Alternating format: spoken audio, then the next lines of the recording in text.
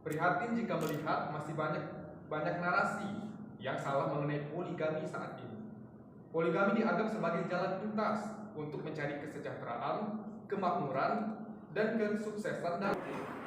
Padahal, poligami harus dilaksanakan dengan sangat hati-hati dan penuh dengan pertimbangan. Tidak hanya pertimbangan, tetapi juga ilmu dan komitmen yang kuat. Melalui diskusi ini dengan tema poligami di tengah perjuangan mencapai kekokohan keluarga sejahtera. Semoga dapat memberikan edukasi serta membuka wawasan kita semua, sehingga nantinya mampu terbangun narasi baru pada masyarakat mengenai esensi dan tujuan sebenarnya dari poligami itu sendiri. Oke teman-teman, kembali lagi bersama saya Aurea Sapirli, dan pada kesempatan kali ini kami akan membahas tema yang sangat spesial. Dan saya tidak sendiri tentunya, saya ditemani oleh dua orang bintang tamu yang luar biasa. Oke teman-teman, boleh tepuk tangan dulu dong buat kita baru. Oke, jadi gini teman-teman, bintang tamunya kali ini dari yang cowok dulu, ada influencer yang luar biasa nih, followersnya udah jutaan. Keanu, Fadil Jaidi udah pada lewat semua nih. Ada Riko Setiawan. Oke, selamat datang Riko. Ya, selamat datang, terima kasih. Oke, ini penontonnya mana nih? Berapa tangan? Ini ada penonton juga teman-teman, jadi punya netizen nih di studio. Selain Riko, kita kedatangan salah satu staf dari pemberdayaan wanita muslimah Provinsi Lampung, ada Rati Septiatika. Halo, Assalamualaikum.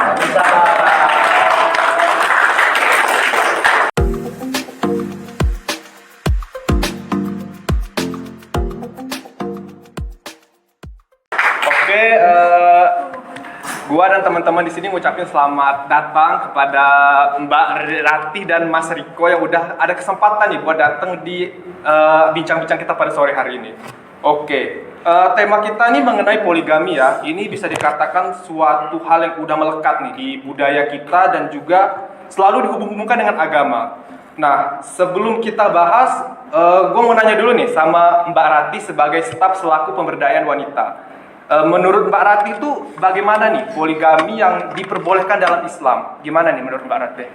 Oke, poligami ya. Sebenarnya kalau dalam negara ada istilah undang-undang tentang pernikahan ini. Oke. Ada yang terkenal namanya asas pernikahan, yaitu monogami, di mana sebenarnya lelaki itu harus memiliki satu istri, begitupun sebaliknya. Oke.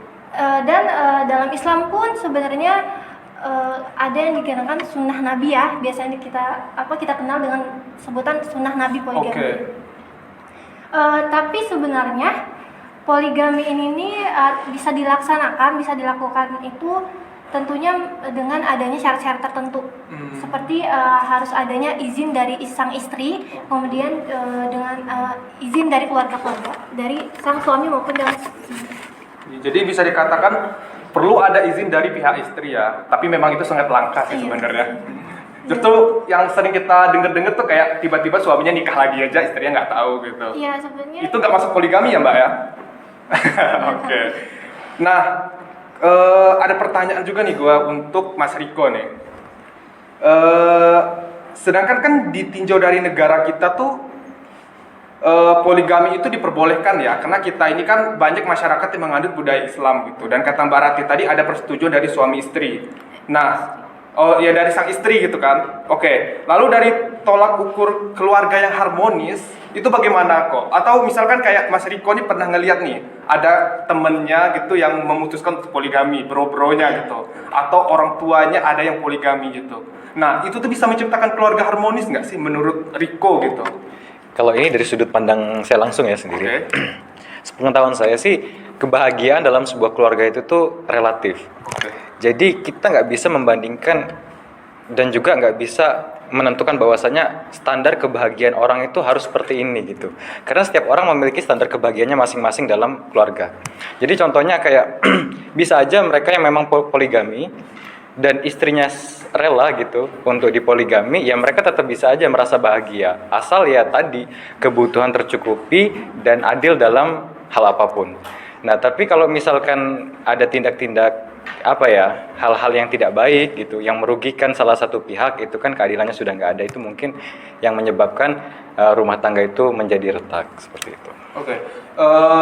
Bener banyak sih kayak gue denger kasus juga gitu di daerah gue gitu ya, di Liwa. banyak orang yang dimana mereka ahli-ahli agama yang istrinya ada 2, ada 3, ya itu nggak masalah gitu, why not gitu. Itu urusan masing-masing gitu. Dan banyak yang mengatakan kalau itu juga dari ibadah.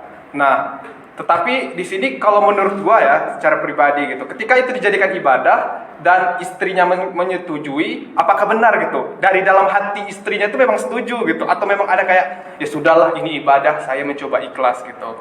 Karena kembali lagi kan hati kan dari orang tertentu ya gitu.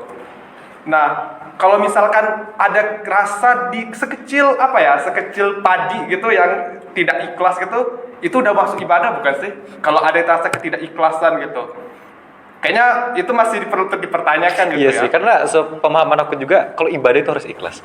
Kalau nggak ikhlas itu tuh ya belum tentu diterima. Karena kita yang ikhlas saja kalau tata caranya salah aja belum tentu diterima gitu. Apalagi nggak ikhlas. Oke. Kalau dari Mbak Rati sendiri gitu, seorang perempuan mau nggak dipoligami suatu hari nanti? Enggak dong. Kenapa? Why? Yang maksudnya Harus utuh ya harus Mbak. kenapa gitu, kenapa harus poligami gitu. Maksudnya kalau mau mengatasnamakan sunnah Nabi itu kan banyak sih, bukan cuma tentang poligami. Sebelum Nabi kan berpoligami itu pada saat menikah dengan Aisyah. Pada saat dengan Siti Khadijah, Nabi itu nggak ada satupun maksudnya berpikiran untuk berpoligami. Kenapa kita nggak mengambil sunnah Nabi yang dia setia sama Khadijah sampai Khadijah ini meninggal dunia gitu? Kenapa kita nggak ngambil sunnahnya yang Nabi setia, bukan malah mengambil sunnah Nabi yang berpoligami? Sedangkan pada saat itu aja Aisyah sering cemburu dengan istri-istri Nabi kan. Jadi ya Aisyah aja yang hatinya maksudnya salah satu wanita maksudnya diakui lah dengan Nabi, maksudnya disayang sama Nabi aja masih ada perasaan cemburu, apalagi kita yang ya apa sih masyarakat sekarang perempuannya ya maksudnya baperan gitu ya. Pasti kalau ditanya ya nggak mau. Bener sih, kayak gini nih, mengenai sunnah ya, kalau setahu gua gitu, gua juga kan pernah belajar dan dengar dari dosen gitu yang ngomong bahwa pada zaman Nabi dulu, namanya Rasulullah SAW, ketika dia menikah dengan para perempuan-perempuan yang dimana dia memiliki banyak istri, dan tujuan dia adalah dia mau menyelamatkan janda-janda yang sudah tua gitu, wanita-wanita yang dimana mereka sudah tidak mampu nih menafkahi diri mereka sendiri. Yang gue tahu seperti itu gitu. Tapi kalau yang dilihat kan sekarang kan kayak istri pertama, istri kedua gitu. Istri keduanya lebih muda, lebih cantik gitu. Ya itu yang perlu perlu diluruskan gitu dari pandangan masyarakat mengenai poligami gitu. Jadi bukan kayak poligami itu semena-menanya aja gitu kan menurut kita gitu. Oke, next lah kita ke pertanyaan selanjutnya. Oke. Nih. Biasanya para istri mengizinkan suaminya berpoligami, yaitu mengenai masalah keturunan. Sang istri yang merasa bersalah karena tidak bisa memberikan keturunan kepada sang suami. Nah, misalkan gini nih, katanya istrinya tidak bisa memberikan keturunan kepada sang suami. Ya itu sah-sah aja lah gitu ya, kalau dia mau menikah lagi gitu. Atau juga mungkin ngangkat anak juga bisa kan zaman sekarang gitu. Ya perlu mengikuti syarat-syarat yang ada. Kalau menurut Riko gimana soal itu? Itu udah masuk dalam poligami bukan sih gitu? Oke. Ya, intinya kan kalau poligami itu memiliki istri lebih dari satu ya konteksnya. Maka menurut saya itu termasuk poligami. Dengan alasan-alasan tertentu itu ya silahkan, tapi kan itu tetap harus ada kesepakatan dan juga memenuhi persyaratan gitu. Jadi kalau misalkan nanti memang sudah ada kesepakatan, contoh kasus misalkan sang istri memang tidak bisa memberikan seorang keturunan gitu kan, maka ketika istri mengizinkan ya monggo gitu. Tetapi beda halnya ketika memang istri tidak mengizinkan untuk melakukan hal tersebut, maka bisa kita mengambil tindakan-tindakan lain untuk menyiasatinya. Salah satunya seperti yang disebutkan oleh Kak Ori tadi ya, kayak ngadopsi anak bisa, coba dengan bayi tabung dan lain sebagainya bisa. Karena di zaman yang makin canggih ya, makin kesini berbagai macam bioteknologi itu tuh semakin maju. Jadi untuk hal-hal seperti itu tuh menurut saya bukan mudah tapi bisa diusahakan. Kayak bayi tabung sistemnya gitu ya, keluarga berencana dan lain sebagainya. Kalau Mbak Rati gimana gitu soal misalkan memang istrinya atau ada masalah gitu sehingga tidak bisa memberikan keturunan, mau tidak mau suaminya meminta poligami gitu. Bagaimana menurut Mbak Rati hal tersebut? Ya itu kalau misalnya udah nggak bisa ngelakuin alternatif yang lain kayak sebutin tadi kayak bayi tabung, mengangkat anak, dan banyak kok kayak artis-artis sekarang yang dia udah lama nggak mengandung gitu ya. Itu apa kalau misalnya dia udah nggak bisa ngelakuin alternatif yang lain itu bisa sih.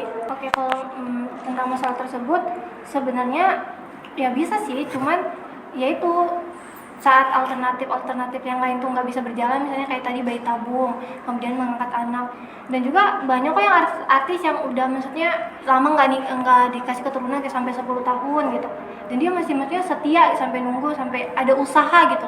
Kalau misalnya emang suaminya belum usaha, maksudnya yang disalahin cuma istrinya aja karena nggak bisa mengandung, terus dengan alasan itu dia ada alasan berpoligami.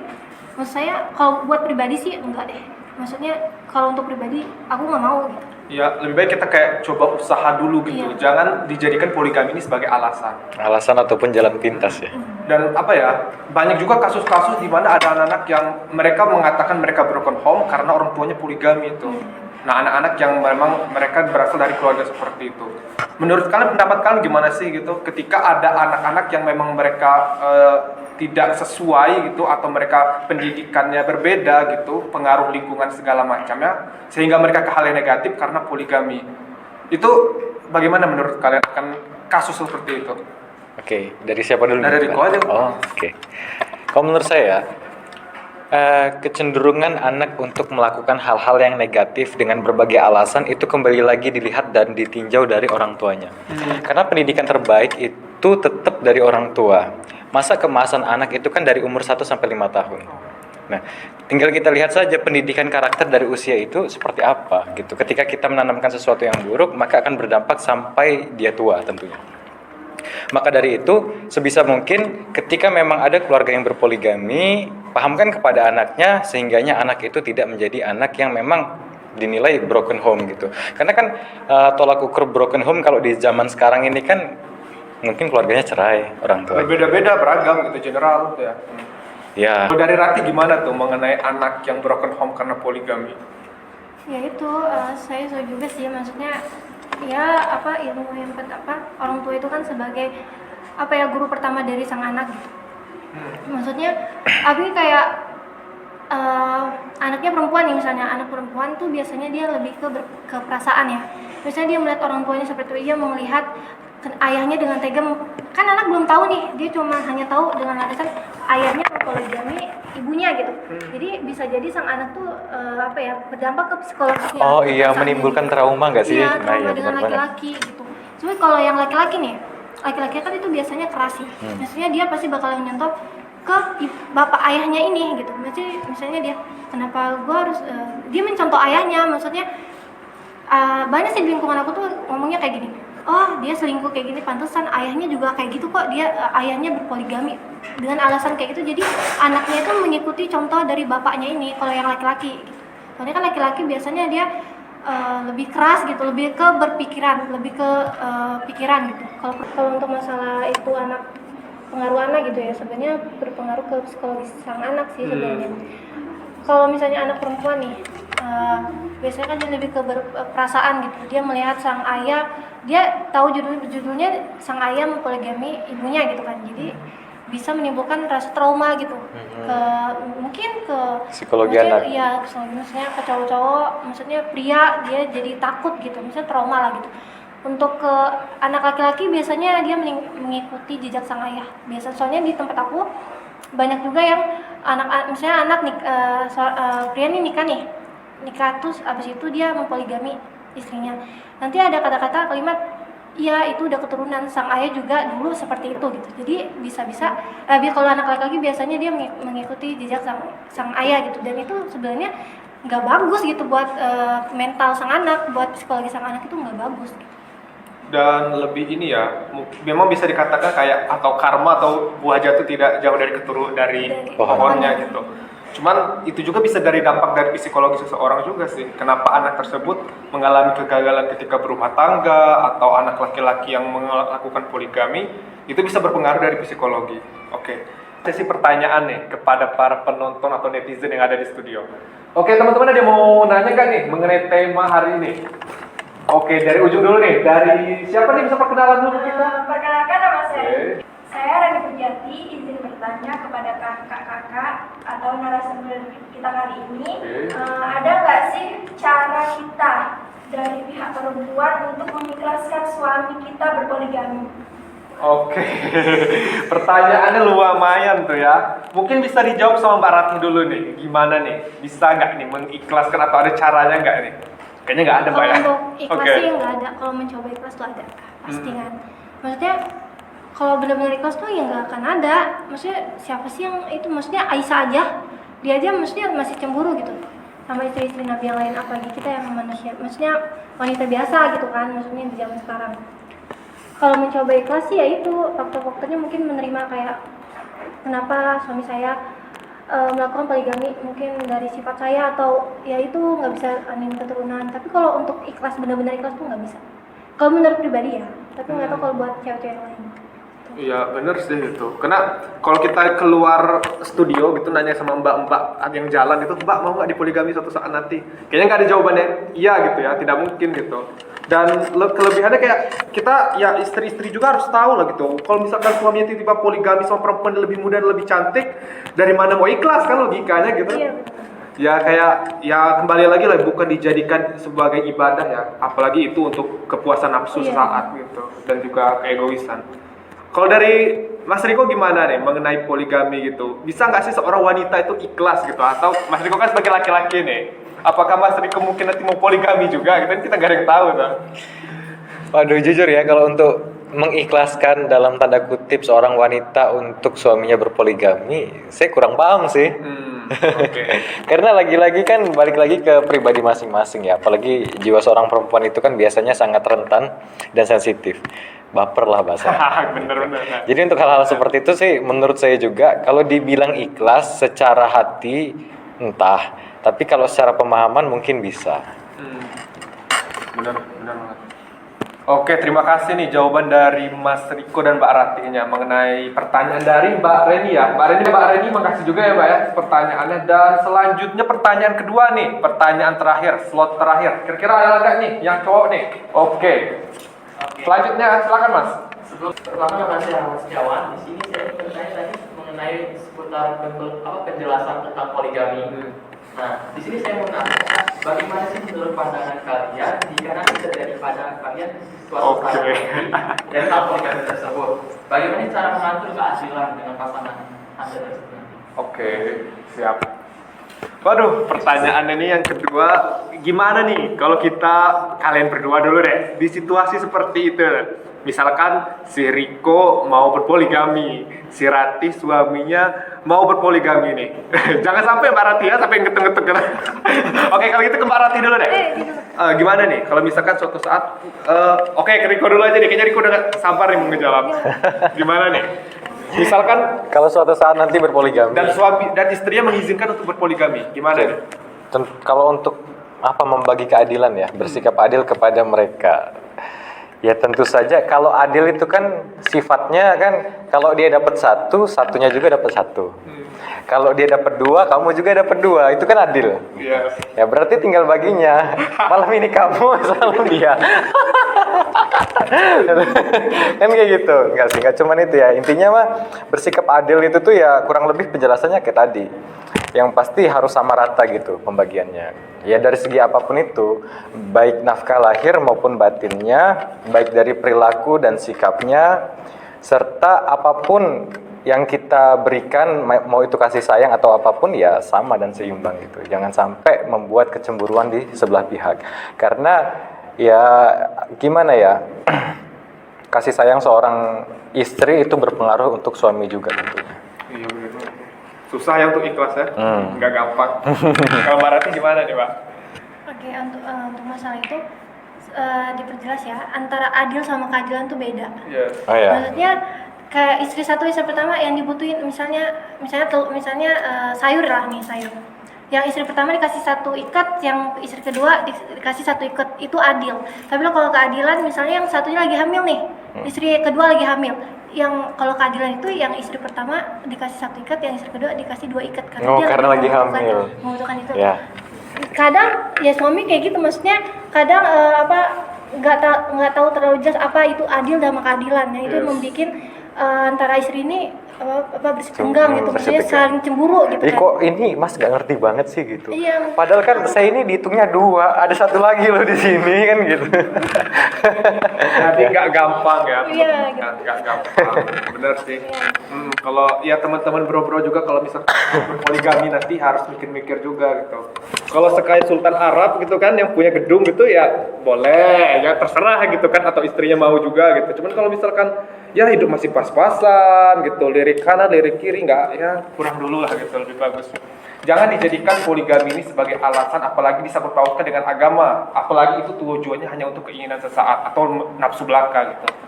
Oke, dari Riko sendiri nih, kira-kira ada nggak sih yang mau disampaikan untuk anak-anak yang di sana, di mana dia berada di situasi yang orang tuanya berpoligami gitu? Mungkin ada kayak ya wejangan lah gitu, atau motivasi untuk mereka semua gitu. Silakan kok. Oke. Tentunya itu nggak mudah. Cara kita menyikapinya cukup sabar dan perkuat ibadah. Karena kebaikan itu tentu datangnya dari Allah gitu kan. Pasti di balik kesulitan itu ada kemudahan. Di balik cobaan itu pasti ada hikmah dari Allah. Anggap saja itu sebagai ujian, cobaan untuk kalian, karena memang kalian nggak mau itu terjadi, tetapi itu sudah suratan gitu. Bagaimana cara kalian saja menyikapinya? Karena kalian mungkin susah untuk merubah gimana caranya supaya orang tua kalian tidak melakukan hal itu. Cukup kalian rubah diri kalian, mindset kalian, perbaiki diri kalian, dan pahamkan diri kalian bahwa itu bukanlah akhir dari dunia. Oke? Oke, terima kasih. Kalau dari Mbak Rati gimana nih, Mbak? Ya itu tadi kan nggak bisa dirubah ya, maksudnya itu orang tua, maksudnya kita nggak bisa merubah kondisi orang tua kayak kita seperti itu.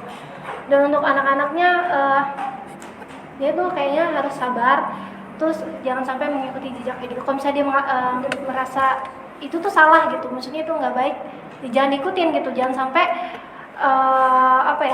hal buruk dari orang tuanya itu kebawa sampai sang anak akhirnya menjadikan persepsi orang itu karena keturunan. Oh iya. Kayak harusnya lebih baik dari orang tuanya, keadaan orang tuanya. Kalau sampai sama kayak gitu kan sama aja nanti anaknya pun ngerasakan apa yang betul. dia Dan itu rasakan. nggak ada akhirnya kalau kayak gitu. Ke anak gitu nggak bakal ada. Balas dendam dengan keadaan itu tidak baik gitu. Oh ya Mbak Rati, kalau untuk perempuan-perempuan yang mungkin berada di situasi yang dimana dipaksa untuk berpoligami, ada nggak yang mau Mbak Rati sampaikan kepada perempuan-perempuan yang mungkin di luar sana mengalami hal tersebut? Ya kalau aku sih kalau sanggup jalanin, kalau enggak lepasin. Udah. Yes, nggak usah pusing-pusing ya sekarang ya. Oke guys, ternyata kita udah di penghujung acara pada hari ini ya. Kesimpulannya adalah ya sama seperti yang gue katakan barusan, bahwa jangan dijadikan poligami ini sebagai alasan, apalagi disangkutkan dengan agama, jika itu hanya keinginan sesaat ataupun nafsu. Kembali lagi bahwa ketika kita ingin melakukan sesuatu yang dipikir-pikir terlebih dahulu, ada tata caranya, ada alasannya gitu. Kenapa di zaman Rasulullah pada saat itu Rasulullah memutuskan untuk berpoligami, yaitu dia ingin menyelamatkan janda-janda yang sudah tua atau perempuan-perempuan yang membutuhkan nafkah pada saat itu. Dan juga dilihat juga nih dari keluarga, apakah anaknya nanti bisa sukses itu atau dia menjadi korban broken home, itu perlu diperhatikan lagi. Oke, terima kasih juga kepada Bro Riko telah datang pada bincang-bincang sore hari ini, dan Mbak Rati juga terima kasih Mbak, dan kepada teman-teman penonton semua terima kasih yang sudah meramaikan studio hari ini. Amin.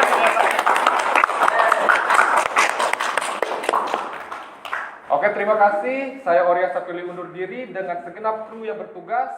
Terima kasih dan sampai jumpa.